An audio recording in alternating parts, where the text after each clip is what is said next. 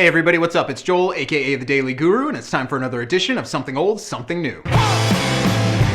Today for Something Old, we're going to check out one of my favorite records from the past decade. It's 2004 and 07's When It Falls. I've said it many times before, though most are unaware of it, there's a massive amount of sonic diversity within the world of electronic music, and it's the ambient or downtempo style that's absolutely my favorite. Standing among the finest to ever emerge from this style is the duo known as 07, and When It Falls is undoubtedly one of their best works. The musical textures found throughout this record are often breathtaking and completely enveloping, and yet there's a variation in the musical structures that keep the album engaging and exciting at every turn. Across the record, you can hear influences from everything from jazz to punk to hip-hop to blues, and it's the way that all of these sounds work together so perfectly that makes it an amazingly cohesive sound. Furthermore, the duo managed to avoid sounding like they're just reading off of some blueprint like so many other bands have, and it's the way that they combine live instrumentation with programmed sounds that make this record so extraordinary. Along with this, there are a number of superb vocalists all across When It Falls, but there's no question that the highlight is when you hear the vocals of Sia Furler. You can easily argue that this is the best she's ever sounded, and when her voice is combined with that of Sophie Barker, it's nothing short of absolute musical bliss. Truth be told, there are simply not enough words to properly express just how beautiful every moment of 07's When It Falls is. So do your ears a favor, go out right now and get yourself a copy. Thank me later.